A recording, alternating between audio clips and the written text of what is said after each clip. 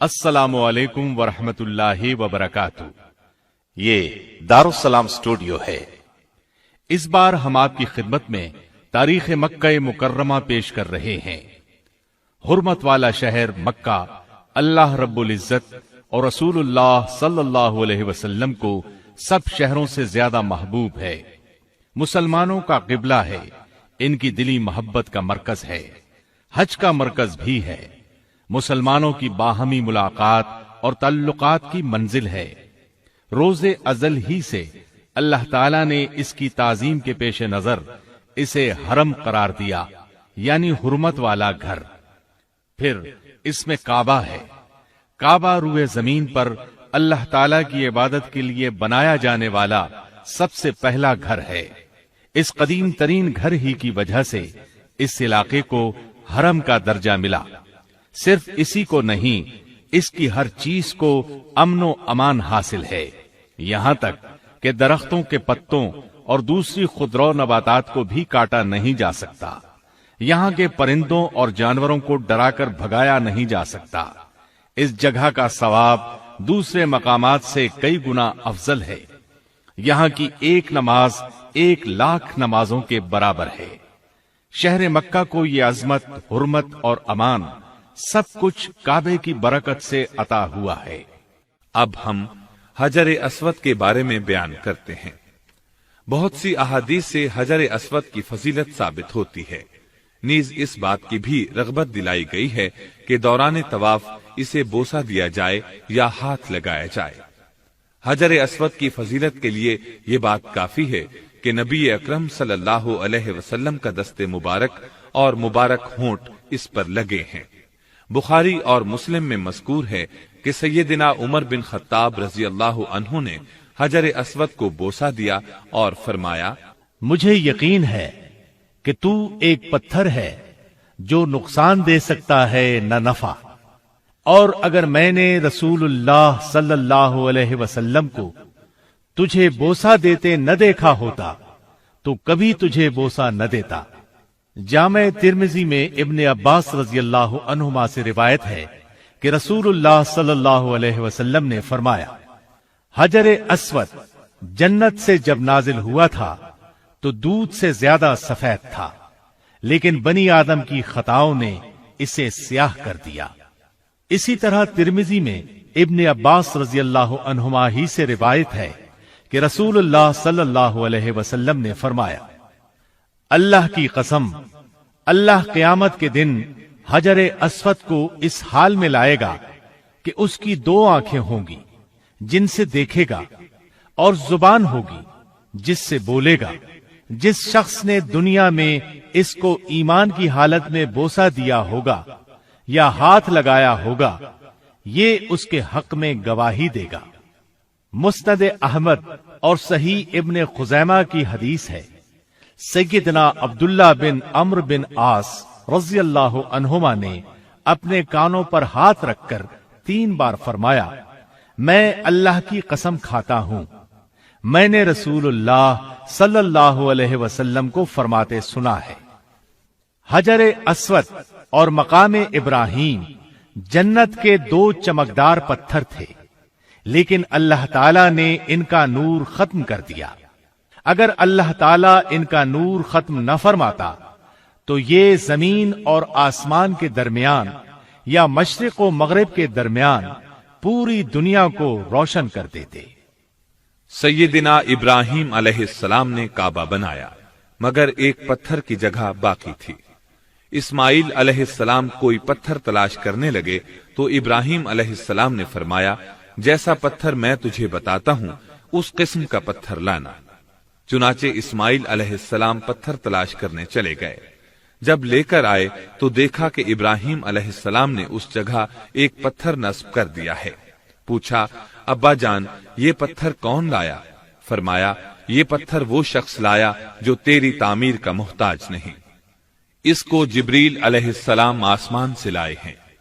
سیدنا عبداللہ بن عمر رضی اللہ عنہما نے حجر اسود کو چھوا، پھر اپنے ہاتھ کو بوسہ دیا اور فرمایا، جب سے میں نے رسول اللہ صلی اللہ علیہ وسلم کو اسے بوسہ دیتے ہوئے دیکھا ہے، उस वक्त से मैंने इसे बोसा देना नहीं छोड़ा। अब हम आपको जमजम के कुएं के बारे में बताते हैं। चाहे जमजम की खुदाई और चश्मा फूट पड़ने का किस्सा मशहूर है। इब्राहीम अलैहिस्सलाम अपने फर्जंद इस्माईल अलैहिस्सलाम और उनकी वालिदा को लेकर यहां आए। इस्माईल अलैहिस्सलाम अभी शीरखार थे। इब्राहीम अलैहिस्सलाम ने जमजम की जगह से कुछ ऊपर एक दरख्त के नीचे उन्हें ठहरा दिया। उस वक्त मक्का में खेती थी न पानी। उन्होंने उनके पास खजूरों की एक थैली और पानी का एक मशकेजा रखा और वापस चल पड़े। इस्माईल की मां उनके पीछे भागी और पुकारी, हमें इस बेआबाद वादी में छोड़कर कहां जा रहे हैं। उन्होंने कई बार ये अल्फाज पुकारे, मगर इब्राहीम अलैहिस्सलाम ने तवज्जो न की। आखिरकार उन्होंने कहा, क्या अल्लाह ताला ने आपको इसका हुक्म दिया है? इस पर इब्राहीम अलैहिस्सलाम ने फरमाया, हां। ये सुनकर उन्होंने कहा, फिर अल्लाह ताला हमें जाया नहीं करेंगे। ये कहकर वो वापस दरख्त के नीचे चली गईं। इब्राहीम अलैहिस्सलाम चलते गए, यहां तक कि जब घाटी में पहुंचे जहां से वो उन्हें देख नहीं सकते थे, तो बैतुल्लाह की तरफ मुंह किया, हाथ उठाए और दुआएं की। इन दुआओं का जिक्र सूरह इब्राहीम आयत 37 में है। ऐ हमारे रब, मैंने अपनी कुछ औलाद इस बेआबो गियाह वादी में तेरे हुर्मत वाले घर के पास ला बसाई है। ऐ अल्लाह, ये इसलिए कि वो नमाज कायम रखें। पस तू कुछ लोगों के दिलों को इनकी तरफ मायल कर दे और इन्हें फलों की रोजियां इनायत फरमा, ताकि ये शुक्रगुजारी करें। इस्माईल अलैहिस्सलाम की वालिदा सुकून से उन्हें दूध पिलाती रहीं और खुद पानी पीती रहीं, यहां तक कि पानी खत्म हो गया और बच्चा प्यास से बिलखने लगा। वो बेबसी से इसे बिलखता देखती रहीं। आखिर रह न सकी तो उठ भागी। करीब तरीन पहाड़ी सफा थी। इस पर चढ़कर इधर उधर देखा, शायद कोई नजर आ जाए, लेकिन कोई नजर न आया तो नीचे उतरी। हमवार जमीन तक पहुंची तो कमीज का किनारा हाथ में पकड़कर एक मुसीबत ज़दा इंसान की तरह भागती हुई मरवा पहाड़ी तक आई। इस पर चढ़कर भी इधर उधर देखा, मगर कोई नजर न आया। 7 मर्तबा इसी तरह किया। रसूलुल्लाह सल्लल्लाहु अलैहि वसल्लम फरमाते हैं, सई इसी बुनियाद पर शुरू हुई। जब वो आखिरी मर्तबा मरवा पर चढ़ी तो उन्हें एक आवाज सुनाई दी। अपने आप से बोली, चुप। फिर गौर से आवाज को सुनने की कोशिश की, फिर बोली, मैंने तेरी आवाज सुन ली है, अगर कुछ मदद कर सकता है तो कर। अब जो नजर उठी तो एक फरिश्ता जमजम वाली जगह के पास खड़ा नजर आया। फरिश्ते ने जमीन पर अपनी एड़ी या पर मारा और पानी निकल आया। वो भागी भागी आईं और अपने हाथों से उस जगह के गिर्द हौज सा बनाने लगी। चुल्लू में पानी ले लेकर मशकेजा भरने लगी। उधर पानी जोश से उबल रहा था। बुखारी में है, सैयदना इब्ने अब्बास रज़ियल्लाहु अन्हुमा बयान करते हैं कि नबी अकरम सल्लल्लाहु अलैहि वसल्लम ने फरमाया, अगर सैयदा हाजरा अलैहिस्सलाम ने जमजम के पानी को इसी तरह रहने दिया होता और चुल्लू भरकर मशकेजे में न डालती, तो जमजम एक कुएं की बजाय जारी चश्मा बन जाता। अब उन्होंने पानी पिया, बच्चे को दूध पिलाया तो फरिश्ता कहने लगा, ये न समझना कि तुम जाया हो जाओगे। ये सामने अल्लाह का घर है। इस घर को ये बच्चा और इसके वालिद नए सिरे से बनाएंगे। अल्लाह अपने दोस्तों को जाया नहीं करते। अरसे दराज के बाद और तवील सिलसिला शब रोज के गुजरने से जमजम नापैद हो गया। उसके आसार मिट गए। अल्लामा याकूत हमवी अपनी किताब मोजमुल बुल्दान में लिखते हैं कि जमजम के जारी होने पर लंबी मुद्दत गुजर गई, यहां तक कि सैलाबों और बारिशों ने इसके निशानात को मिटा दिया। सही बात यह है कि बनु जुरहुम जब मक्का छोड़कर चले गए तो उन्होंने खुद ही इस कुएं को मिट्टी से पाट दिया। फिर अरसे दराज तक जमजम नापैद रहा। किसी को इसकी जगह तक का पता न था। यहां तक कि सरदार अब्दुल मुत्तलिब को हाजियों को पानी पिलाने और खाना खिलाने के ओहदे मिले। तब उन्होंने ख्वाब में देखा कि उनसे कहा गया, तैबा खोदो। पूछा, तैबा क्या है? अगले दिन फिर ख्वाब में कहा गया, बर्रा खोदो। बर्रा का मतलब है बहुत ज्यादा नफा बख्श। उन्होंने पूछा, बर्रा क्या है? तीसरे दिन फिर ख्वाब में देखा। इस मर्तबा कहा गया, मजनूना खोदो। मजनूना का मतलब है बुख्ल से काम लेना, क्योंकि बेईमान लोगों को इससे फायदा पहुंचाने में बुख्ल ही से काम लिया गया है। पूछा गया, मजनूना क्या है? इस पर कहा गया, जमजम खोदो। उन्होंने पूछा, जमजम क्या है? कहा गया, खोदो, इससे तुम्हें और तुम्हारी औलाद को इज्जत हासिल होगी। ये कभी सूखेगा न इसका पानी कम होगा, गोया क़यामत तक जारी रहेगा। हाजियों को पिलाया जाएगा। फिर इशारे में बताया गया कि जहां जानवर ज़बह होते हैं वहां से खोदो। दूसरे दिन सरदार अब्दुल मुत्तलिब उठे, अपने बेटे हारिस को साथ लिया, कुदाल और कस्सी लेकर वहां पहुंचे। उन दिनों हारिस के अलावा उनका कोई बेटा नहीं था। ये 3 दिन तक खोदते रहे। आखिर कुएं के आसार नजर आए। खुशी के मारे नारे तकबीर बुलंद किया और फरमाया, ये है इस्माइल का कुआं। अब कुरैश कहने लगे, हमें भी इस सादत में शरीक करो। इस पर आपने फरमाया, मैं तुम लोगों को इसमें शरीक नहीं करूंगा। ये मेरी खुसूसी फजीलत है।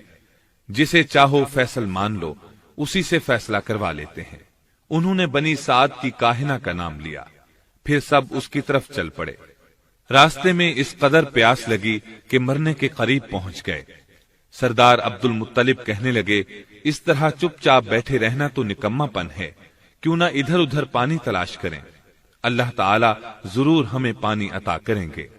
चुनाचे वो चले। सरदार अब्दुल मुत्तलिब भी अपनी ऊंटनी पर सवार हुए।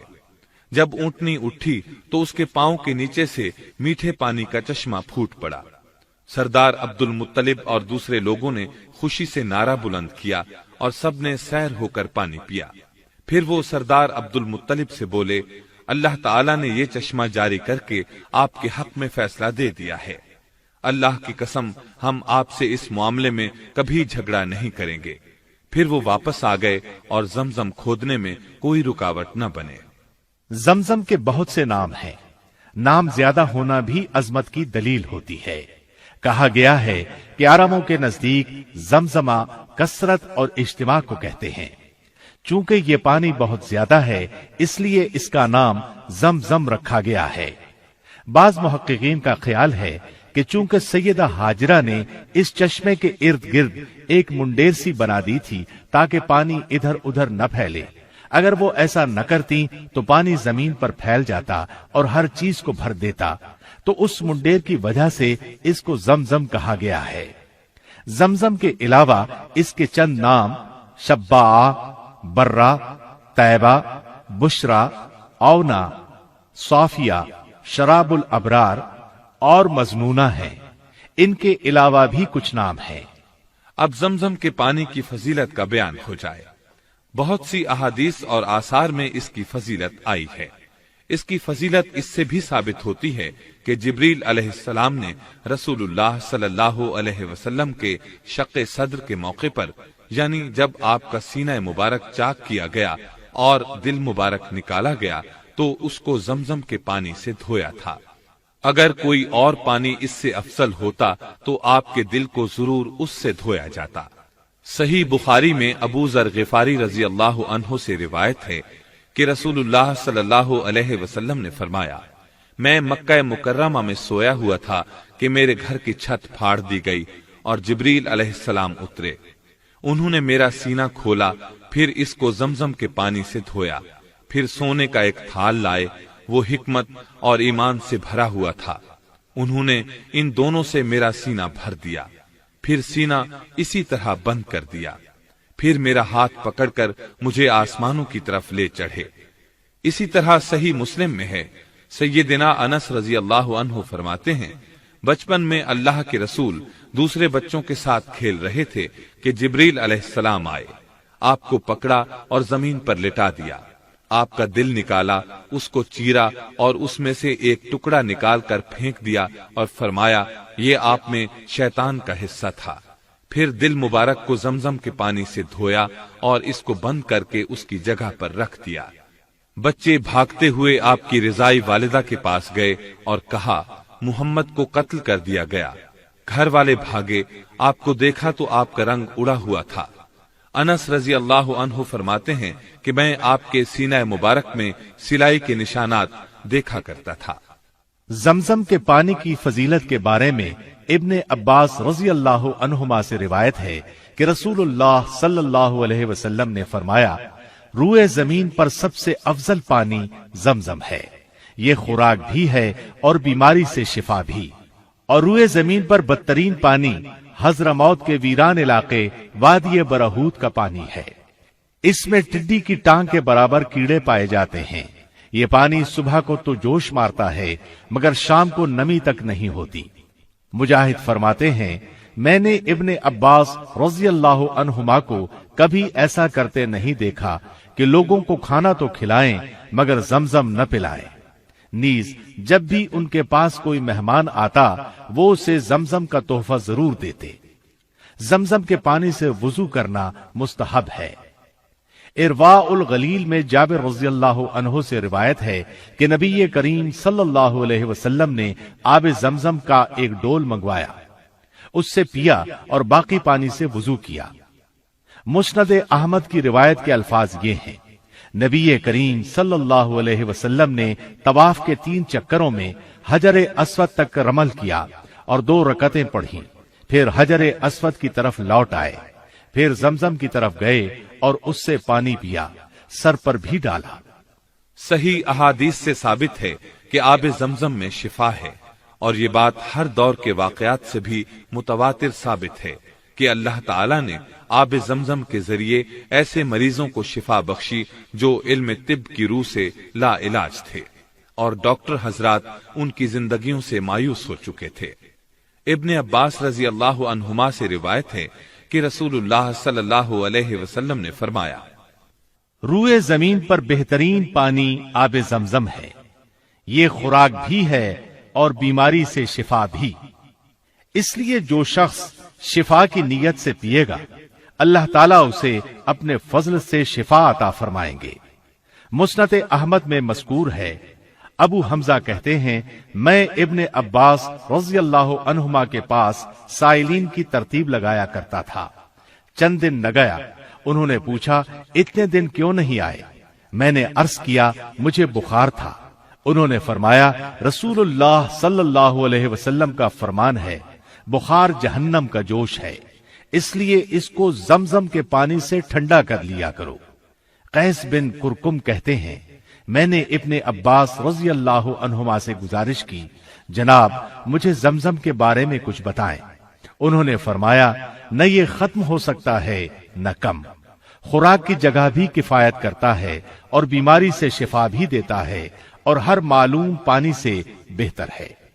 سیدنا ابو ذر غفاری رضی اللہ عنہ نے پورا 1 ماہ صرف آب زمزم پر گزارا، ان کے پیٹ میں آب زمزم کے سوا کوئی چیز داخل نہیں ہوئی تھی، اس کے باوجود ان کے جگر پر بھوک سے کوئی کمزوری ظاہر نہ ہوئی۔ ابو ذر غفاری رضی اللہ عنہ نے خود بیان کیا ہے، جب میں مسلمان ہوا تو میں نے گزارش کی، اے اللہ کے رسول صلی اللہ علیہ وسلم، میں 30 دن سے یہاں رہ رہا ہوں۔ آپ نے پوچھا کہاں کھاتا پیتا رہا؟ میں نے عرض کیا اللہ کے رسول، آب زمزم کے سوا کوئی خوراک نہیں تھی، پھر بھی میں اتنا موٹا ہو گیا کہ پیٹ پر بل پڑنے لگے اور مجھے ذرہ بھر کمزوری محسوس نہیں ہوئی۔ آپ صلی اللہ علیہ وسلم نے فرمایا یہ بابرکت پانی ہے، خوراک کی جگہ بھی کفایت کرتا ہے۔ ابن عباس رضی اللہ عنہما کا زمزم کے بارے میں فرمان ہے، ہم آب زمزم کو شباع کہتے تھے، یعنی سیر کر دینے والا، یہ فقر کے خلاف بہترین مددگار ہے۔ لیجئے اب ہم آپ کو ملتزم کے بارے میں بتاتے ہیں۔ حجر اسود اور کعبے کے دروازے کی درمیانی جگہ کو ملتزم کہا جاتا ہے۔ مجاہد رحمت اللہ علیہ فرماتے ہیں، حجر اسود اور دروازے کی درمیانی جگہ ملتزم ہے، جو اس جگہ اللہ سبحانہ و تعالی سے دعا کرے گا اللہ تعالیٰ اس کی دعا ضرور قبول فرمائیں گے۔ ابن عباس رضی اللہ عنہما हजर अस्वद और दरवाजे की दरमियानी जगह को चिमट जाते थे और फरमाते थे कि दरवाजे और हजर अस्वद के दरमियान खड़े होकर जो शख्स भी अल्लाह ताला से दुआ करता है उसकी हाजत जरूर पूरी होती है। इस जगह को मुल्तजम कहा जाता है। यहाँ दीवार से चिमट कर दुआ करनी चाहिए। अहदीस में जिक्र मिलता है कि बहुत से सहाबा रज़ियल्लाहु अन्हुम इस जगह चिमट कर दुआएं किया करते थे। अबू जुबैर फरमाते हैं, मैंने अब्दुल्लाह बिन उमर, अब्दुल्लाह बिन अब्बास और अब्दुल्लाह बिन जुबैर रज़ियल्लाहु अन्हुम को यहाँ चिमट कर दुआएं करते देखा है। इस तरह हंज़ला फरमाते हैं, मैंने ताऊस रहमतुल्लाह अलैह को देखा कि वो हजर अस्वद और दरवाजे के दरमियान खड़े अल्लाह की पनाह तलब कर रहे हैं। उस्मान बिन अस्वद कहते हैं, मुजाहिद रहमतुल्लाह अलैह ने एक शख्स को हजर अस्वद और दरवाजे के दरमियान खड़े देखा तो उसके कंधे या पुष्ट पर हाथ मारकर फरमाया, खूब चिमट कर दुआ करो। तारिक बिन अब्दुर रहमान से मनकूल है, वो फरमाते हैं, मैंने सैयदना अली बिन हुसैन रहमहुल्लाह के साथ तवाफ किया। जब आप तवाफ से फारिग हुए तो आपने कपड़ा पेट से हटाया और नंगा पेट हजर अस्वद और दरवाजे के दरमियान वाली जगह के साथ लगा दिया। अब हम आपको कुछ हाल फतह मक्का का सुनाते हैं। जब सुलह हुदैबिया तय पा गई तो बनु खुजा रसूलुल्लाह सल्लल्लाहु अलैहि वसल्लम के हलीफ बन गए और बनु बकर कुरैश के साथ मिल गए। बनु बकर के एक आदमी ने बनु खुजा के एक शख्स को कत्ल कर दिया। इसके नतीजे में दोनों कबीलों के दरमियान जंग की आग भड़क उठी। कुरैश ने असलहा के साथ बनु बकर की मदद की, बल्कि रात के अंधेरे में कुरैश के कुछ लोग बनु बकर के साथ मिलकर लड़ाई में भी शरीक हुए। इस तरह उन्होंने सुलह हुदैबिया के मुआहदे की खिलाफ वर्जी की। बनु खुजा का एक आदमी रसूलुल्लाह सल्लल्लाहु अलैहि वसल्लम के पास मदद का मुतालबा लेकर आया। आपने लोगों को तैयारी का हुक्म दिया और फरमाया, हम मक्के जाएंगे। साथ ही दुआ फरमाई, ए अल्लाह, कुरैश के जासूसों को काबू कर ले ताकि हम मक्का वालों को अचानक जा लें। अब लोगों ने भरपूर तैयारी शुरू कर दी। रसूलुल्लाह सल्लल्लाहु अलैहि वसल्लम ने मक्का मुकर्रमा जाने का ऐलान फरमाया तो सैयदना हातिब बिन अबी बलताआ रज़ियल्लाहु अन्हु ने कुरैश को एक खत लिखा, एक औरत के सपुर्द किया, उजरत देकर उसे तैयार किया कि इस खत को कुरैश तक पहुंचा दे। उसने वो खत अपने सर के बालों की मेंढियों में छुपा लिया और मक्का की तरफ रवाना हो गई। अल्लाह के रसूल सल्लल्लाहु अलैहि वसल्लम को बजरिया वही इतला हो गई। आपने सैयदना अली बिन अबी तालिब और सैयदना जुबैर बिन अव्वाम रज़ियल्लाहु अन्हुमा को उसके पीछे रवाना किया और हुक्म फरमाया, जाओ उस औरत को पकड़ लाओ, उसके पास एक खत है। इस खत में हमारी तैयारियों के मुताल्लिक कुरैश को खबरदार किया गया है। दोनों सरपट घोड़े दौड़ाते हुए गए और आखिर उसे रोज़ाए खाख के मकाम पर जा लिया। उसे सवारी से उतार कर सामान की तलाशी ली, लेकिन वो खत न मिला। सैयदना अली रज़ियल्लाहु अन्हु ने कहा, अल्लाह की कसम, रसूलुल्लाह सल्लल्लाहु अलैहि वसल्लम की इत्तला गलत नहीं हो सकती और न हम झूठ बोल रहे हैं, इसलिए तू खत निकाल दे, वरना हम तेरे कपड़े उतार कर तलाशी लेंगे। जब उसने महसूस कर लिया कि अब खत निकाल कर देने के सिवा कोई चारा नहीं, तो बोली, अच्छा आप मुंह दूसरी तरफ कर लें। सैयदना अली रज़ियल्लाहु अन्हु ने चेहरा दूसरी तरफ कर लिया। उसने खत निकालकर उन्हें दे दिया। वो खत लेकर अल्लाह के रसूल सल्लल्लाहु अलैहि वसल्लम के पास आए। आपने हातिब रज़ियल्लाहु अन्हु को बुलाकर फरमाया, हातिब ऐसा क्यों किया? वो बोले, अल्लाह के रसूल सल्लल्लाहु अलैहि वसल्लम, यकीन कीजिए मैं अल्लाह और उसके रसूल पर पुख्ता ईमान रखता हूँ। अल्लाह की कसम, न मैंने अकीदा बदला न दीन। बात यह है कि मैं कुरैश के किसी कबीले से नहीं हूँ, लेकिन मेरे बीवी बच्चे वहां रह रहे हैं। मैंने सिर्फ उनके बचाव के लिए मुशरिकीन पर यह एहसान किया था। इस पर सैयदना उमर बिन खत्ताब रज़ियल्लाहु अन्हु फरमाने लगे, ऐ अल्लाह के रसूल सल्लल्लाहु अलैहि वसल्लम, मुझे इजाजत दीजिए मैं इस मुनाफिक की गर्दन उड़ा दूं। उनकी बात सुनकर अल्लाह के रसूल सल्लल्लाहु अलैहि वसल्लम ने फरमाया, عمر تجھے کیا علم، امید ہے اللہ تعالیٰ نے بدریوں سے کہہ دیا ہے جو جی میں آئے کرو، میں تمہیں معاف کر چکا ہوں۔ رسول اللہ صلی اللہ علیہ وسلم 10 رمضان المبارک کو مدینہ منورہ سے روانہ ہوئے۔ قریش کو رسول اللہ صلی اللہ علیہ وسلم کی روانگی کا کچھ علم نہیں تھا، کیونکہ آپ قریش سے خبروں کی ناکہ بندی کر چکے تھے۔ اتفاق سے ایک رات ابو سفیان، حکیم بن حزام اور بدیل بن ورقا کسی خبر کی تلاش میں مکہ سے باہر آئے۔ ادھر نبی کریم صلی اللہ علیہ وسلم کے چچا عباس رضی اللہ عنہ رسول اللہ صلی اللہ علیہ وسلم کے سفید خچر پر سوار پھر رہے تھے۔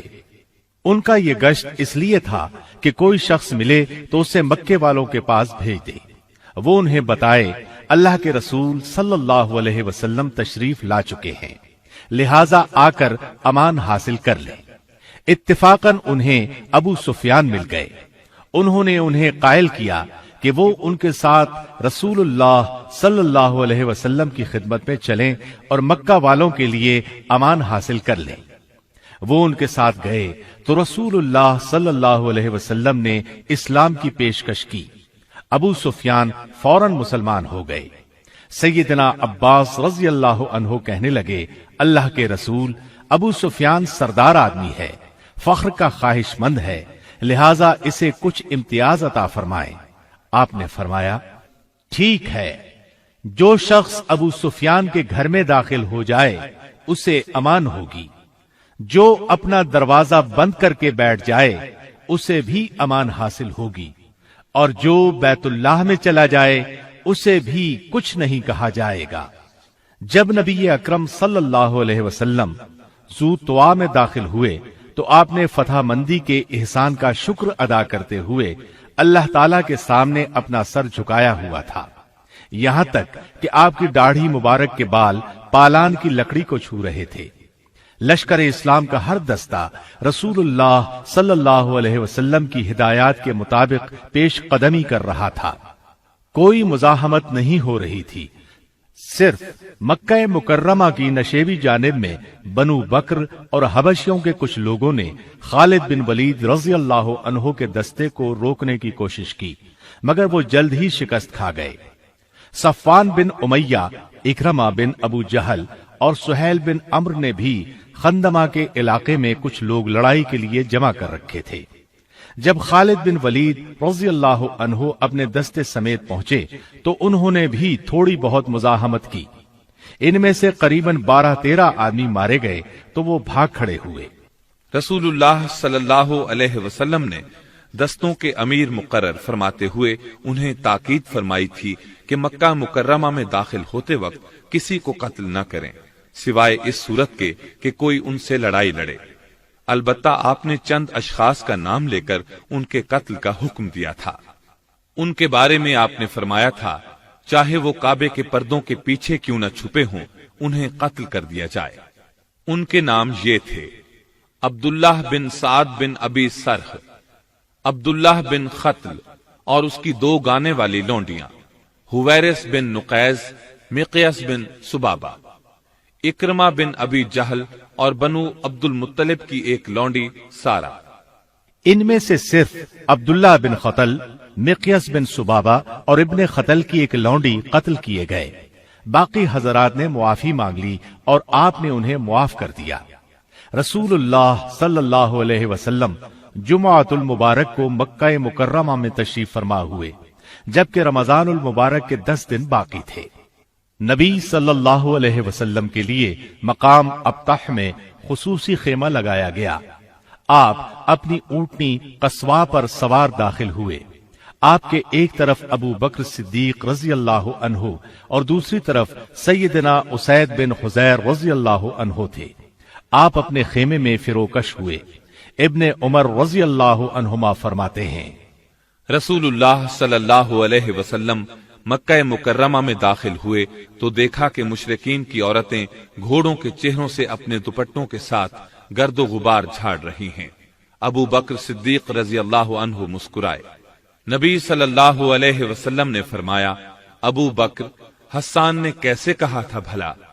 ابو بکر صدیق رضی اللہ عنہ نے سیدنا حسان بن ثابت رضی اللہ عنہ کے یہ اشعار پڑھے: میری بیٹی مر جائے اگر تم ہمارے گھوڑوں کو کدا مقام کے دونوں کناروں پر گرد و غبار اڑاتے نہ دیکھو، وہ اپنے سواروں سے باغیں چھڑا چھڑا کر بھاگیں گے، ان پر کاٹھیاں پڑی ہوں گی، اور عورتیں اپنے دوپٹوں کے ساتھ ان کے چہروں سے گرد و غبار جھاڑیں گی۔ نبی صلی اللہ علیہ وسلم نے فرمایا، گھوڑوں کو وہیں سے داخل کرو جہاں حسان نے ذکر کیا ہے، یعنی کدا سے۔ جب لوگوں میں اطمینان ہوا تو آپ اپنی اونٹنی پر سوار ہو کر بیت اللہ تشریف لائے اور سواری ہی پر 7 چکر لگائے۔ جب بھی حجر اسود کے پاس سے گزرتے اپنی چھڑی سے اسے چھو لیتے۔ اس وقت کعبے کے ارد گرد 360 بت تھے۔ ان بتوں کو سیسے کے ذریعے نصب کیا گیا تھا۔ آپ ان بتوں کو چھڑی سے مارتے اور فرماتے: حق آ گیا اور باطل مٹ گیا، باطل تو مٹنے ہی والا ہے۔ بت چہرے کے بل گرتے جا رہے تھے۔ سیدنا جابر رضی اللہ عنہ بیان کرتے ہیں، ہم رسول اللہ صلی اللہ علیہ وسلم کے ساتھ مکہ مکرمہ میں داخل ہوئے۔ اس وقت بیت اللہ کے آس پاس 360 بت تھے، ان کی پوجا کی جاتی تھی۔ رسول اللہ صلی اللہ علیہ وسلم کے حکم سے ان سب کو منہ کے بل گرایا گیا۔ صحیح بخاری میں ہے، نبی اکرم صلی اللہ علیہ وسلم مکہ میں تشریف لائے تو آپ نے بتوں کی موجودگی میں کعبے میں داخل ہونے سے انکار کر دیا۔ آپ کے حکم سے ان سب کو نکال دیا گیا۔ جب سیدنا ابراہیم اور اسماعیل علیہم السلام کے بت نکالے گئے تو ان کے ہاتھ میں تیر پکڑائے ہوئے تھے۔ رسول اللہ صلی اللہ علیہ وسلم نے فرمایا، اللہ ان مشرکوں پر لعنت کرے۔ اللہ کی قسم، انہیں علم ہے کہ ان دونوں شخصیات نے کبھی تیروں کے ساتھ قسمت آزمائی نہیں کی۔ پھر آپ بیت اللہ میں داخل ہوئے اور کونوں میں کھڑے ہو کر تکبیریں پڑھتے رہے، لیکن آپ نے اس میں نماز ادا نہیں فرمائی۔ صحیح بخاری کی دوسری روایت میں ہے کہ آپ نے اس میں نماز ادا فرمائی تھی۔ درست بات بھی یہی ہے جیسا کہ سیدنا عبداللہ بن عمر رضی اللہ عنہما بیان کرتے ہیں۔ پھر جب نبی کریم صلی اللہ علیہ وسلم نے کعبے میں نماز ادا فرمائی، بیت اللہ کا چکر لگا لیا، اس کے کونوں میں تکبیرات پڑھ لی اور نعرہ توحید بلند فرما دیا تو بیت اللہ کا دروازہ کھلنے پر آپ نے دیکھا کہ مسجد قریش سے بھر چکی تھی۔ وہ صفوں میں بیٹھے انتظار کر رہے تھے کہ اب آپ ان کے ساتھ کیا سلوک فرماتے ہیں۔ آپ نے بیت اللہ کے دروازے کے بازوؤں کو پکڑ کر فرمایا، اللہ کے سوا کوئی سچا معبود نہیں، وہ یکتا ہے، کوئی اس کا شریک نہیں۔ اس نے اپنا وعدہ پورا فرمایا، اپنے بندے کی مدد فرمائی اور اکیلے نے سب لشکروں کو شکست دے دی۔ خبردار، ہر قسم کا فخر، مالی اور نسبی امتیاز جن کے دعوے کیے جاتے ہیں آج میرے ان پاؤں تلے ہیں، سوائے بیت اللہ کی خدمت اور حاجیوں کو پانی پلانے کی خدمت کے۔ خبردار، اگر کسی کو کوڑے یا لاٹھی کے ساتھ غلطی سے مار دیا جائے تو قاتل پر سخت دیت لاگو ہوگی، یعنی 100 اونٹ، جن میں 40 اونٹنیاں حاملہ بھی ہوں گی۔ اے قریش، اللہ تعالیٰ نے تمہارا جاہلی تکبر اور آبائی فخر ختم کر دیا۔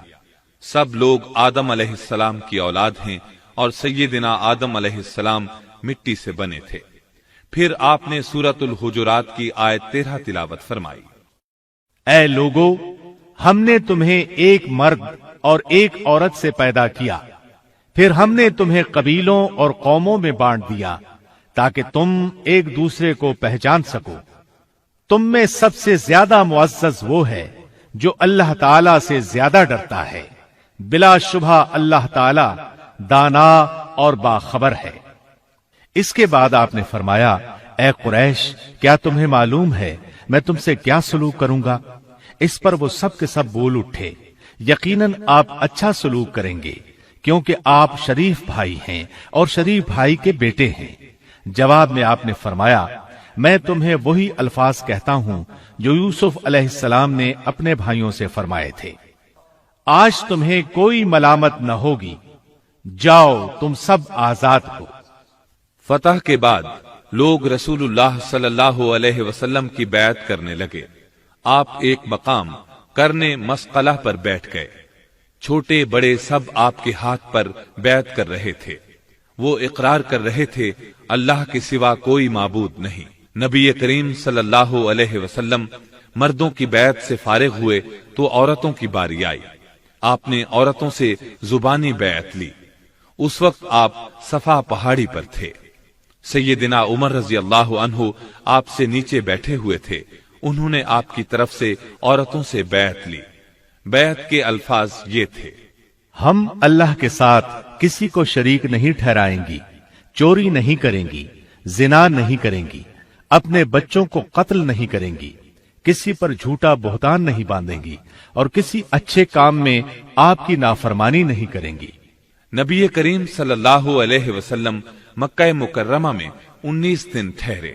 اس پوری مدت میں آپ نماز قصر ہی ادا فرماتے رہے۔ جس جگہ آپ کا خیمہ نصب تھا اس جگہ کا نام شعب ابی طالب تھا۔ ان دنوں میں آپ نے بہت سے امور سر انجام دیے، مثلا کعبے کو بتوں سے پاک کیا، بیت اللہ کے اندر نماز ادا کی، بیت اللہ کے اندر بنی تصاویر مٹوائیں، بنو شیبہ کا کعبے کے خدام کے طور پر تقرر فرمایا، بنو عبد المطلب کو سقایا یعنی حجاج کو پانی پلانے کی خدمت سونپی۔ مزید یہ کہ آپ نے سیدنا بلال رضی اللہ عنہ کو حکم فرمایا کعبے کے اوپر چڑھ کر اذان دیں۔ بعض سرکش مرتدوں کا خون جائز قرار دیا۔ مردوں اور عورتوں سے بیعت لی۔ ابو اسید خزائی کو حکم فرمایا کہ حرم کی برجیاں پھر سے بنائیں۔ دعوت اسلام کے لیے کئی لشکر بھیجے، کیونکہ آپ کو معلوم تھا کہ فتح مکہ کی وجہ سے بہت سے دشمن اسلام قبول کرنے کو تیار ہیں۔ بت توڑنے کے لیے بھی دستے بھیجے۔ سیدنا خالد بن ولید رضی اللہ عنہ نے مکہ کے قریب مقام نخلا کے بت عزا کو پاش پاش کیا۔ اس وقت رمضان المبارک 8 ہجری کے 5 دن باقی تھے۔ عزا قریش اور بنو کنانہ کا خاص بت تھا اور اسے سب سے بڑا بت شمار کیا جاتا تھا۔ نیز آپ نے سیدنا عمرو بن عاص رضی اللہ عنہ کو بھیجا۔ انہوں نے بنو حذیل کا بت سوا ریزہ ریزہ کیا۔ اسی طرح سیدنا سعد بن زید اشہلی رضی اللہ عنہ کو بھیجا۔ انہوں نے منات نامی بت کو توڑا۔ یہ سب کام رمضان المبارک 8 ہجری ہی میں انجام پائے۔ اللہ کے رسول صلی اللہ علیہ وسلم فتح مکہ کے بعد واپس مدینہ منورہ تشریف لائے تو وفود کا تانتا بند گیا۔ وہ آ کر اپنے اسلام کا اعلان کرتے تھے۔ ادھر حج کا وقت قریب آ رہا تھا۔ آپ مسلمانوں کو لے کر حج کے لیے نہیں جا سکتے تھے کیونکہ وفود مسلسل آ رہے تھے۔ نیز ابھی تک جزیرہ نمائے عرب میں کفار موجود تھے جو اللہ پر ایمان رکھتے تھے نہ اس کے رسول پر۔ کچھ یہودی بھی تھے، اس لیے مناسب تھا کہ ابھی اللہ کے رسول مدینہ ہی میں رہیں، یہاں تک کہ اسلام ہر طرف پھیل جائے اور اللہ کی طرف سے آپ کو حج کی اجازت ملے، اور آپ کی بجائے ابو بکر صدیق رضی اللہ عنہ ہی لوگوں کو حج کے لیے ساتھ لے جائیں۔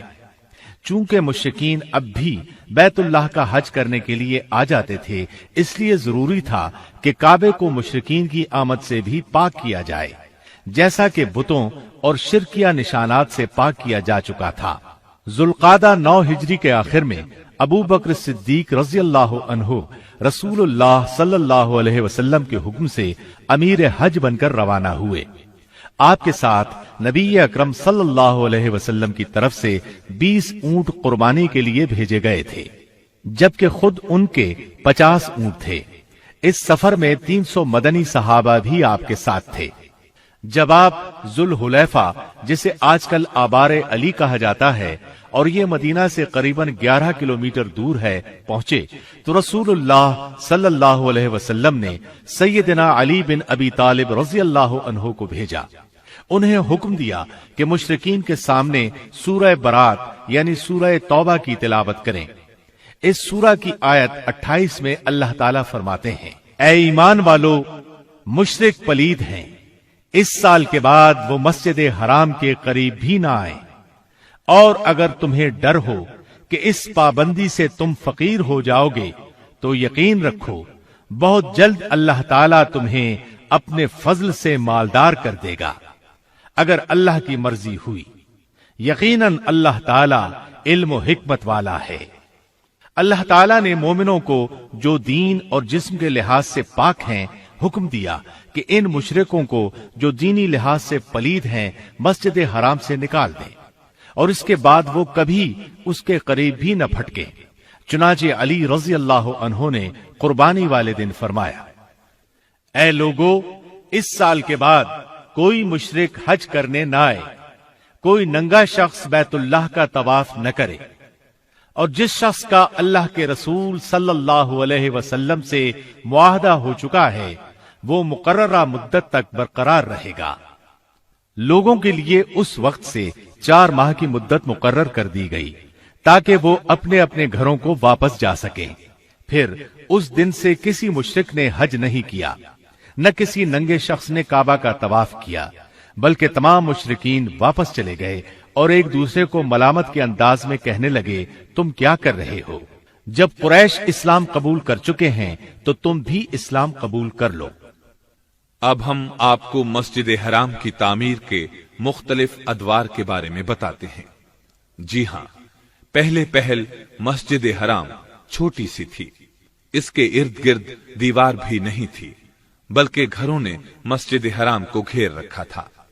گھروں میں مسجد کی طرف دروازے کھلتے تھے، لوگ ادھر ادھر سے آتے جاتے رہتے تھے، اس طرح نمازیوں کو دقت ہوتی تھی۔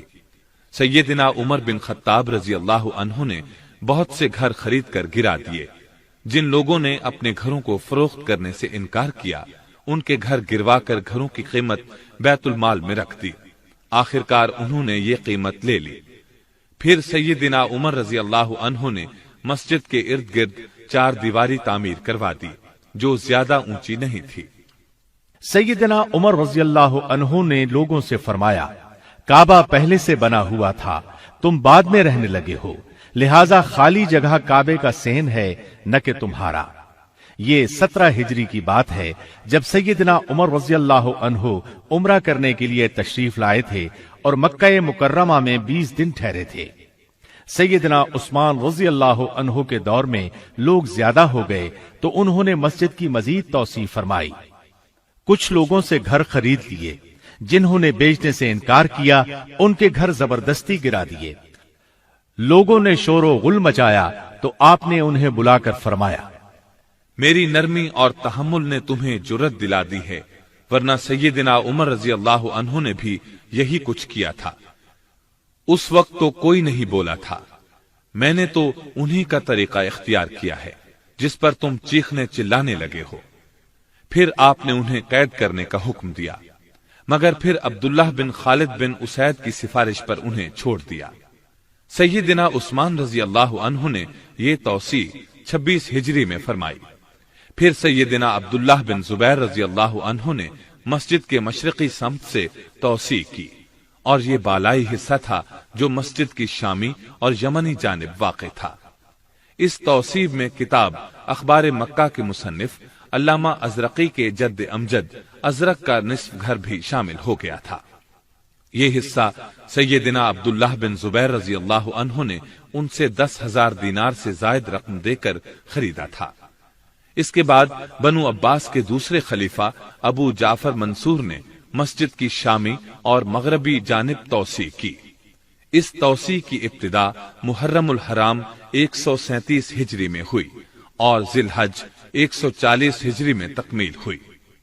ابو جعفر منصور کی توسیع مسجد حرام کے پہلے رقبے سے نصف پر مشتمل تھی۔ گویا اس طرح مسجد کا رقبہ پہلے سے 1.5 گنا بڑھ گیا۔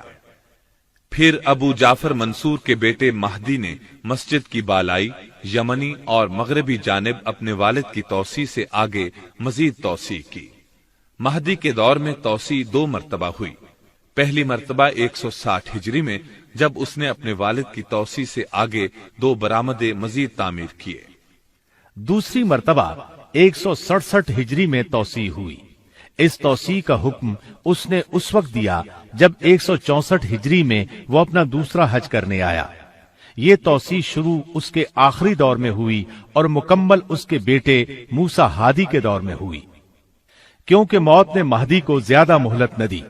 महदी ने मस्जिद हराम की तौसी और तामीर में बहुत ज्यादा माल खर्च किया, क्योंकि मस्जिद में शामिल की जाने वाली 1 हाथ मुरब्बा जमीन की कीमत 25 दीनार में पड़ी और वादी में दाखिल की जाने वाली 1 हाथ मुरब्बा जमीन की कीमत 15 दीनार में पड़ी। जबकि संगमरमर के सुतून शाम और बाज दीगर मुमालिक से जद्दा की बंदरगाह तक पहुंचे, जिनको बाद में छकड़ों पर लाद कर मक्का मुकर्रमा तक लाया गया। इसकी तौसी को उन उमूर में शुमार किया जाता है जिन पर बे इंतहा अखराजात हुए। इसके बाद दारुन नदवा में तौसी हुई। इसके मुंतजिम ने खलीफा मोतजिद अब्बासी के वजीर उबैदुल्लाह बिन सुलेमान बिन वहब को रगबत दिलाई कि बाकी मांदा दारुन नदवा को मस्जिद में शामिल किया जाए। इससे नेक नामी होगी, क्योंकि महदी के बाद किसी खलीफा ने मस्जिद हराम में कोई काम नहीं कराया। मुंतजिम ने मक्का मुकर्रमा के काजी मोहम्मद बिन अहमद मकदमी और मक्का मुकर्रमा के अमीर अज बिन हाज से भी दरखास्त की कि वो दारुन नदवा के बारे में ऐसी ही तजवीज खलीफा के सामने पेश करें। ये शख्स मोतजिद बिल्लाह का आजाद करदा गुलाम था। उसने भी तजवीज लिख भेजी। जब ये तीनों दरखास्तें मोतजिद के पास पहुंची तो उसने हुक्म दिया दारुन नदवा को मस्जिद की शक्ल देकर बड़ी मस्जिद से मिला दिया जाए। इस मकसद के लिए उसने बड़ी रकम मुख्तस की। दारुन नदवा की पुरानी इमारत गिराकर सारा मलबा निकाल दिया गया। फिर असल बुनियाद पर मस्जिद बना दी गई। इसमें सुतून, मेहराब और बरामदे बनाए गए। उनकी छत लकड़ी की डाली गई। इस पर सोने की पालिश और कशीदाकारी की गई। फिर बड़ी मस्जिद की दीवार में 12 दरवाजे बनाए गए। इनके अलावा इस इमारत में 3 दरवाजे और रखे गए जो इर्द गिर्द की सड़कों पर खुलते थे। मीनार भी तामीर किया गया। छत पर किंगरों वाला जंगला बनाया गया। इस सारे काम में 3 साल का अरसा लगा और ये तमाम काम करीबन 284 हिजरी में मुकम्मल हुआ। अब्बासी खलीफा मुक्तदिर बिल्लाह के दौर में 306 हिजरी में बाब इब्राहिम का इजाफा हुआ। ये दरवाजा मस्जिद की मगरबी जानिब था। ये दरअसल एक खुला सहन था जो बाबुल खयातीन और बाब बनी जुमह के दरमियान वाक़ था। इसको मस्जिद हराम में शामिल कर दिया गया और दोनों दरवाजों की जगह एक बड़ा दरवाजा बना दिया गया जिसको बाब इब्राहिम कहा जाने लगा। अब्बासी खुलफा ने इसके बाद मस्जिद हराम की तामीर और तौसी का तो कोई काम नहीं किया, अलबत्ता मरम्मत और इस्लाह का काम सुल्तान सलीम के दौर 979 हिजरी तक जारी रहा। मिस्र के बादशाह बरकूक के दौर 802 हिजरी में मस्जिद हराम में आग लग गई। सुल्तान बरकूक ने इमारत दोबारा तामीर कराई। इस पर पहले की तरह सागवान की लकड़ी की छत डलवाई। फिर कई बार इसकी मरम्मत भी कराई गई, लेकिन आहिस्ता आहिस्ता इसमें कमजोरी आती गई और इसमें टूट फूट का अमल होता रहा। सुल्तान सलीम के सामने जब ये सूरत हाल पेश की गई तो उसने इसको गिराकर नई इमारत बनाने का हुक्म दिया और कहा कि छत लकड़ी की न डाली जाए बल्कि इसको गुंबदों की शक्ल में बनाया जाए। ये काम 979 हिजरी में शुरू हुआ, लेकिन सुल्तान सलीम तामीर मुकम्मल होने से पहले ही फौत हो गए। फिर उनके बेटे सुल्तान मुराद सोम ने इस काम को मुकम्मल किया। तामीर नौ का ये काम 984 हिजरी में मुकम्मल हुआ। अब्बासी खलीफा मुक्तदिर बिल्लाह के दौर में मस्जिद हराम में जो तौसी हुई तो उसके बाद 1069 बरस तक मस्जिद हराम का रकबा उतना ही रहा। अलबत्ता इर्द गिर्द इमारत बनती रहीं, बल्कि आहिस्ता आहिस्ता मस्जिद की तरफ सरकती रहीं। सई वाली जगह का भी यही हाल रहा कि उसके और मस्जिद हराम के दरमियान कई कई मंजिला इमारत थी। सई वाली जगह की सूरत एक तंग गली की सी होकर रह गई। उसके इर्द गिर्द दुकानें थीं। अब मस्जिद हराम अपने महदूद रकबे की वजह से जायरीन के लिए तंग हो रही थी। हाजियों की तादाद अब इतनी कम नहीं रही थी जितनी जानवरों और बादबानी कश्तियों के जमाने में थी, बल्कि जराए आमद-ओ-रफ्त की तरक्की की वजह से अब तादाद कई गुना बढ़ चुकी थी। अब जानवरों की बजाय नई नई बसें, कारें और तेज तरीन हवाई जहाज ईजाद हो चुके थे। बादबानी कश्तियों की बजाय तेज रफ्तार देव हैकल बाहरी जहाज का दौर आ चुका था। इतनी बड़ी तादाद के लिए ये मस्जिद बहुत तंग पड़ गई थी। جوں جوں دن گزر رہے تھے حجاج اور زائرین کی تعداد میں بے انتہا اضافہ ہو رہا تھا۔ مکہ مکرمہ کے رہائشی اور حجاج سبھی اس تنگی کو بری طرح محسوس کر رہے تھے، لیکن تعجب کی بات یہ کہ 1000 سال سے زیادہ مدت تک کسی مسلمان بادشاہ یا حاکم نے اس کی توسیع میں ایک بالشت زمین کا اضافہ کیا اور نہ اس کی فکر کی۔ 1370 ہجری میں مسجد نبوی کی توسیع کا آغاز ہوا۔ 5 محرم 1375 ہجری میں مسجد نبوی کی توسیع کا کام پورا ہونے پر سرکاری طور پر اعلان کیا گیا کہ مسجد نبوی کی توسیع کے دوران استعمال ہونے والی تمام مشینری اور جملہ آلات کو مکہ مکرمہ منتقل کر دیا جائے تاکہ فوری طور پر مسجد حرام کی توسیع کے منصوبے کا آغاز ہو سکے۔ شاہ عبدالعزیز بن عبد الرحمن آل سعود رحمت اللہ علیہ نے حرمین شریفین کے معاملات پر بہت زیادہ توجہ دی، چنانچہ انہوں نے مسجد کی مرمت کا حکم دیا۔ اس حکم کے تحت حرم میں سنگ مرمر لگایا گیا، نئے سرے سے رنگ کیا گیا، دروازے اور برآمدوں کے فرش درست کیے گئے۔ شاہ عبدالعزیز پہلے شخص ہیں جنہوں نے سعی والی گلی کا فرش لگوایا، اس کے اوپر سائبان کی تجدید کرائی، جبکہ مسعی یعنی سعی کرنے کی جگہ پر سب سے پہلے شاہ شریف حسین بن علی نے 1339 ہجری میں سائبان لگوایا تھا۔ مسجد حرام میں پہلی توسیع شاہ سعود بن عبدالعزیز کے دور میں ہوئی۔ مسعی کے دونوں جانب بنے ہوئے گھر گرا دیے گئے اور مسعی کی 2 منزلیں بنائی گئیں۔ پہلی منزل میں صفا سے مروہ جانے اور مروہ سے صفا واپس آنے کے لیے الگ الگ راستے بنائے گئے۔ درمیان میں ایک چھوٹا سا جنگلہ لگا دیا گیا تاکہ جانے اور آنے کے راستے جدا جدا رہیں۔ پہلی منزل میں 16 دروازے لگائے گئے۔ دوسری منزل پر جانے کے لیے 2 راستے بنائے گئے، ایک صفا دوسرا مروہ کے پاس۔ پھر جنوبی جانب کی عمارت گرائی گئی اور 2 منزلہ خوبصورت برآمدہ بنایا گیا۔ مسعی کے سوا باقی توسیع شدہ عمارت کے نیچے تہخانے بنائے گئے۔ پھر مغربی اور شمالی جانب میں بھی جنوبی توسیع کی طرح توسیع کی گئی اور ان دونوں جانب بھی وہی کچھ بنایا گیا جو جنوبی جانب بنایا گیا تھا۔ دروازوں کی تعداد بھی بڑھائی گئی، چھوٹے بڑے سب مل کر 51 دروازے بن گئے۔ توسیع کے دوران پرانے 7 مینار گرا کر 7 نئے مینار بنائے گئے۔ اس طرح سعودی دور کی پہلی توسیع میں 1,53,000 مربع میٹر کا اضافہ کیا گیا اور مسجد کا کل رقبہ 1,80,850 مربع میٹر ہو گیا۔ گویا اس توسیع کے بعد مسجد حرام کا رقبہ 6 گنا بڑھ گیا، جبکہ اس توسیع سے پہلے مسجد کا کل رقبہ صرف 27,850 مربع میٹر تھا۔ مزید یہ کہ توسیع والی عمارت انتہائی مضبوط اور خوبصورت ہے۔ دیواروں پر سنگ مرمر اور چھتوں اور ڈاٹوں میں عمارتی پتھر جڑا گیا ہے تاکہ مسجد حرام فن تعمیر کا شاہکار بن جائے۔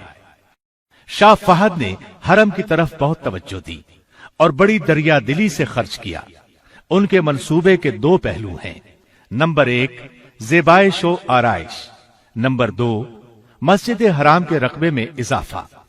رقبے میں اضافہ تو اس طرح کیا گیا کہ مغربی جانب باب عبدالعزیز سے باب عمرہ تک 2 منزلہ عمارت اور تہخانے بنائے گئے اور مسجد کی چھت کو بھی نماز کی ادائیگی کے قابل بنا دیا گیا۔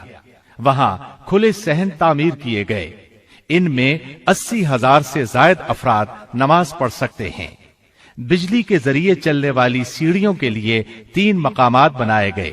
گویا کے توسیع کی سابقہ 2 منزلوں کے اوپر تیسری منزل کا بھی اضافہ کیا گیا ہے۔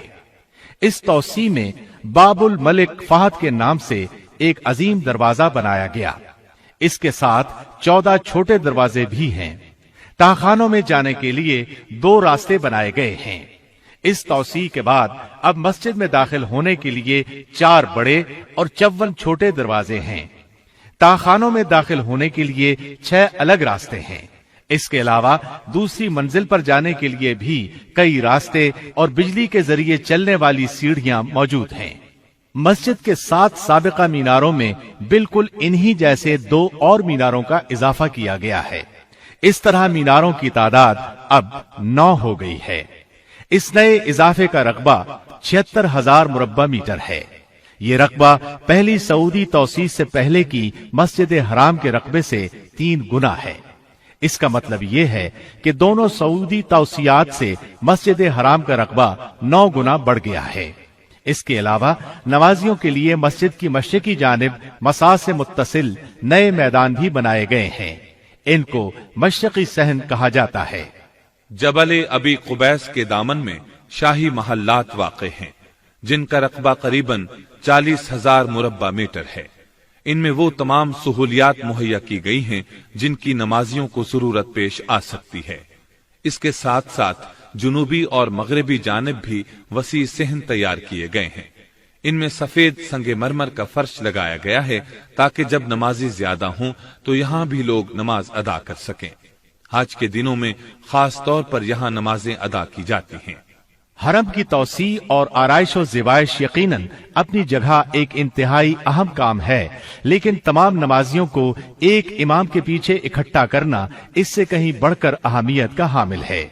واقعہ یہ ہے کہ ایک امام کے پیچھے اکٹھے نماز ادا کرنے سے پہلے حرم میں مختلف مکتبہ ہائے فکر کے ائمہ کی الگ الگ جائے نماز ہوتی تھی۔ امام مالک رحمت اللہ علیہ کے پیروکار ایک جگہ نماز ادا کرتے تھے تو امام شافعی رحمت اللہ علیہ کے پیروکار دوسری جگہ۔ اسی طرح امام احمد بن حنبل رحمت اللہ علیہ کے معتقدین کا مصلی جدا مقام پر تھا، اور امام ابو حنیفہ رحمت اللہ علیہ کے پیروکار الگ جگہ پر نماز ادا کیا کرتے تھے۔ ان میں سے ہر مقام پر الگ امام نماز پڑھایا کرتا تھا۔ اذان تو ایک ہی ہوتی تھی، جبکہ نماز الگ الگ 4 مقامات پر مختلف اوقات میں ادا کی جاتی تھی۔ سب سے پہلے امام احمد بن حنبل رحمت اللہ علیہ کے پیروکار نماز ادا کرتے، ان کے بعد امام شافعی رحمت اللہ علیہ کے ماننے والے، پھر امام مالک رحمت اللہ علیہ کے پیروکار، اسی طرح سب سے آخر میں امام ابو حنیفہ رحمت اللہ علیہ کے طریق پر چلنے والے اپنی نماز ادا کیا کرتے تھے۔ ہر مصلی کا الگ امام مقرر کرنے کی بدعت عثمانیوں نے شروع کی تھی، جو شاہ عبدالعزیز بن عبد الرحمن آل سعود کی آمد تک جاری رہی۔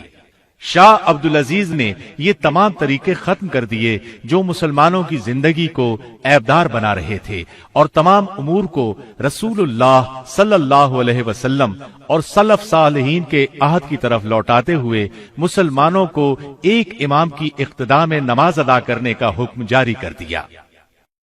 لیجئے اب ہم آپ کو مکہ مکرمہ کے تاریخی مقامات کی سیر کراتے ہیں۔ جبل حرا کا نام تو آپ نے سنا ہے۔ یہی وہ پہاڑ ہے جس میں ایک غار ہے جو لوگوں میں غار حرا کے نام سے مشہور ہے۔ اس غار میں وحی کے نزول کا آغاز ہوا۔ رسول اللہ صلی اللہ علیہ وسلم اس غار میں نزول وحی سے پہلے بھی عبادت کیا کرتے تھے۔ مسلم کی حدیث ہے، ابو ہریرہ رضی اللہ عنہ بیان کرتے ہیں کہ نبی کریم صلی اللہ علیہ وسلم سیدنا ابو بکر صدیق، سیدنا عمر، سیدنا عثمان، سیدنا علی، سیدنا طلحہ اور سیدنا زبیر رضی اللہ عنہم حرا پہاڑ کی ایک چٹان پر بیٹھے تھے کہ چٹان ہلنے لگی۔ رسول اللہ صلی اللہ علیہ وسلم نے فرمایا، رک جا، اس وقت تجھ پر ایک نبی، ایک صدیق اور شہید ہی بیٹھے ہیں۔ جبل سور، یہ پہاڑ مکہ مکرمہ کی نشیبی جانب جنوب میں واقع ہے۔ ہجرت کے موقع پر نبی کریم صلی اللہ علیہ وسلم اور ابو بکر صدیق رضی اللہ عنہ اس پہاڑ کے مشہور غار میں چھپے تھے۔ یہ وہی غار ہے جس کا ذکر اللہ نے اپنی کتاب قرآن مجید میں کیا ہے۔ 2 میں سے دوسرے جبکہ وہ غار میں تھے۔ مسجد خیف مینا میں واقع ہے۔ یہ ان مساجد میں سے ہے جن کی فضیلت بعض احادیث اور آثار صحابہ سے ثابت ہے۔ ابن عباس رضی اللہ عنہما کی ایک مرفوع حدیث میں ہے، مسجد خیف میں 70 انبیاء علیہم السلام نے نماز پڑھی ہے۔ حجۃ الوداع کے موقع پر نبی کریم صلی اللہ علیہ وسلم نے بھی اس میں نمازیں ادا کی۔ صحابہ کرام رضی اللہ عنہم اس مسجد کی فضیلت کے قائل تھے اور اس کا ذکر خیر کرتے رہتے تھے۔ نیز مناسک حج کی ادائیگی کے موقع پر اس میں نماز پڑھنے کی طرف رغبت دلاتے تھے۔ مینا، یہ وہ مقام ہے جہاں عرفہ کے دن سورج طلوع ہونے تک اور قربانی کے دن اور بعد والے ایام تشریق میں حاجیوں کو جانے اور ٹھہرنے کا حکم ہے۔ یہاں رات ٹھہرنے کا حکم بھی ہے، اور یہیں حاجی لوگ جمرات کو کنکریاں مارتے ہیں۔ مینا حج کے دنوں میں تو بہت آباد ہوتا ہے، باقی سارا سال خالی رہتا ہے۔ بہت کم لوگ وہاں رہائش پذیر ہیں۔ مینا کی حد وادی محصر کے کنارے سے لے کر اس گھاٹی تک ہے جس کے پاس مکہ کی طرف والا آخری جمرہ ہے۔ اس کو جمرہ عقبہ کہا جاتا ہے۔ اسی کے پاس انصار نے رسول اللہ صلی اللہ علیہ وسلم کی بیعت کی تھی۔ مینا کی ایک فضیلت یہ ہے کہ مسجد خیف یہیں واقع ہے۔ نیز اللہ تعالی نے اسی وادی میں سیدنا ابراہیم علیہ السلام کو ان کے بیٹے کے فدیے کے طور پر مینڈھا عطا فرمایا تھا۔ عرفہ کو عرفات بھی کہا جاتا ہے۔ یہاں ٹھہرنا حاجیوں کے لیے فرض ہے۔ جو عرفات میں وقوف نہ کر سکے اس کا حج نہیں ہوتا، کیونکہ رسول اللہ صلی اللہ علیہ وسلم نے فرمایا، الحج عرفہ، حج وقوف عرفہ کا نام ہے۔ جو شخص وقوف عرفہ نہ کر سکے اسے جانور قربان کرنا ہوگا اور آئندہ سال حج بھی کرنا ہوگا۔ یوم عرفہ کی فضیلت بہت سی احادیث میں آئی ہے۔ صحیح مسلم میں ہے، رسول اللہ صلی اللہ علیہ وسلم نے فرمایا، کسی بھی دن اللہ تعالی اتنے افراد آگ سے آزاد نہیں کرتا جتنے عرفہ کے دن آزاد کرتا ہے۔ اس دن اللہ تعالی حاجیوں کے قریب ہوتا ہے، پھر ان کی وجہ سے فرشتوں کے ساتھ اظہار فخر کرتا ہے اور پوچھتا ہے، ان کا مقصد کیا ہے؟ رسول اللہ صلی اللہ علیہ وسلم نے فرمایا، کسی بھی دن شیطان اتنا چھوٹا، ذلیل، حقیر اور ناراض نہیں ہوتا جتنا عرفہ کے دن، کیونکہ اس دن اللہ کی رحمت کثرت سے نازل ہوتی ہے اور اللہ تعالی بڑے بڑے گناہ معاف فرماتے ہیں۔ مزدلفہ وہ مقام ہے جہاں عرفات سے واپسی پر حاجیوں کو جانے اور رات ٹھہرنے کا حکم دیا گیا ہے۔ یہ عرفہ اور وادی محصر کے دو تنگ پہاڑی راستوں کا درمیانی علاقہ ہے۔ عرفہ کے اس تنگ راستے کو مضیق کہا جاتا ہے۔ بہت سے علماء نے مزدلفہ کی یہی حد بندی کی ہے۔ مزدلفہ میں رات گزارنا واجب ہے۔ رات نہ گزارنے کی صورت میں ایک جانور ذبح کرنا ہوگا، اور مستحب یہ ہے کہ آدمی رسول اللہ صلی اللہ علیہ وسلم کی اقتداء کرتے ہوئے صبح تک وہیں ٹھہرے، پھر نماز کے بعد روشنی پھیل جانے تک ٹھہرا رہے۔ اس کے بعد سورج طلوع ہونے سے پہلے ہی مینا کی طرف چل دے۔ وادی محصر یہ وہ جگہ ہے جہاں تیزی کے ساتھ گزر جانا ضروری ہے۔ یہ مینا اور مزدلفہ کے درمیان ایک وادی ہے۔ یہ مینا میں شامل ہے، نہ مزدلفہ میں۔ اس کو وادی محلل بھی کہا جاتا ہے، کیونکہ حج کے دوران جب لوگ یہاں سے گزرتے ہیں تو تکبیریں پڑھتے ہوئے تیزی سے گزر جاتے ہیں۔ اس مقام پر یہی عمل پسندیدہ ہے۔ آپ صلی اللہ علیہ وسلم بھی یہاں سے تیزی سے گزرے تھے اور فرمایا تھا، یہ شیطانوں کا ٹھکانہ ہے۔ وادی محصب حاجی کے لیے مستحب ہے کہ وہ مینا سے واپسی پر یہاں ٹھہرے۔ یہ وادی مکہ سے مینا کے راستے پر واقع ہے۔ رسول اللہ صلی اللہ علیہ وسلم یہاں ٹھہرے تھے۔ ابو رافع رضی اللہ عنہ رسول اللہ صلی اللہ علیہ وسلم کے سامان وغیرہ کے نگران تھے۔ وہ فرماتے ہیں کہ نبی کریم صلی اللہ علیہ وسلم نے مجھے محصب میں ٹھہرنے کا حکم نہیں دیا تھا، بلکہ میں نے اپنے طور پر وہاں آپ کا خیمہ لگا دیا تھا۔ آپ تشریف لائے اور وہاں ٹھہر گئے۔ سیدہ عائشہ رضی اللہ عنہا فرماتی ہیں کہ نبی کریم صلی اللہ علیہ وسلم یہاں اس لیے ٹھہرے تھے کہ مدینہ واپسی کے لیے یہاں ٹھہرنا زیادہ مفید تھا۔ اب جو شخص چاہے یہاں ٹھہرے، جو نہ چاہے نہ ٹھہرے۔ ابن جریج کہتے ہیں کہ میرے سامنے لوگ عطا رحمت اللہ علیہ سے پوچھ رہے تھے کہ رسول اللہ صلی اللہ علیہ وسلم اس رات محصب میں سیدہ عائشہ رضی اللہ عنہا کے انتظار میں ٹھہرے تھے؟ عطا رحمت اللہ علیہ نے جواب دیا، نہیں، یہ ویسے ہی قافلوں کے پڑاؤ کی جگہ ہے، کوئی چاہے تو محسب میں ٹھہرے، نہ چاہے تو نہ ٹھہرے۔ تنعیم، یہ مسجد بیت اللہ سے 7.5 کلومیٹر دور مدینہ روڈ پر واقع ہے۔ سیدہ عائشہ رضی اللہ عنہا کی نسبت سے مسجد عائشہ کے نام سے مشہور ہے، کیونکہ یہ اس جگہ واقع ہے جہاں سیدہ عائشہ رضی اللہ عنہا عمرہ کے احرام کے لیے تشریف لے گئی تھی۔ یہ مسجد مکہ مکرمہ کے تاریخی مقامات میں شمار ہوتی ہے۔ اسلامی طرز تعمیر کی انتہائی خوبصورت مسجد ہے۔ مسجد جعرانہ طائف اور مکے کے درمیان ایک کنویں کا نام ہے۔ نبی صلی اللہ علیہ وسلم حنین سے واپسی پر اس مقام پر ٹھہرے تھے۔ رات کے وقت یہاں سے احرام باندھ کر عمرہ فرمایا تھا۔ اس مقام پر ایک مسجد بنائی گئی جو مسجد جعرانہ کے نام سے مشہور ہے۔ مسجد جن، یہ مسجد حجون کے کنارے واقع ہے۔ عین اس جگہ بنائی گئی ہے جہاں رسول اللہ صلی اللہ علیہ وسلم نے سیدنا عبداللہ بن مسعود رضی اللہ عنہ کے بیٹھنے کے لیے خط کھینچا تھا۔ نبی کریم صلی اللہ علیہ وسلم کو اللہ تعالی کی طرف سے حکم ملا تھا کہ آپ جنوں کو قرآن سنائیں۔ آپ نے اپنے ساتھ عبداللہ بن مسعود رضی اللہ عنہ کو لیا اور چل پڑے، یہاں تک کہ آپ حجون میں شیب ابی دب کے پاس پہنچے۔ یہاں آپ نے عبداللہ بن مسعود رضی اللہ عنہ کے لیے ایک خط کھینچا تھا کہ وہ اس جگہ سے آگے نہ آئیں۔ پھر آپ جنوں کو قرآن سنانے کے لیے آگے چلے گئے۔ ادھر جن ان کی طرف آنے کی کوشش کرتے تھے، لیکن وہ اس خط کو عبور نہ کر پاتے تھے۔ پھر رسول اللہ صلی اللہ علیہ وسلم کی طرف چلے جاتے تھے۔ رات کے پچھلے پہر آپ تشریف لائے۔ اس مقام پر یہ مسجد بنائی گئی۔ اس کے ساتھ ہی تاریخ مکہ کا تذکرہ اپنے اختتام کو پہنچا، اور تمام تعریفیں اللہ ہی کے لیے ہیں۔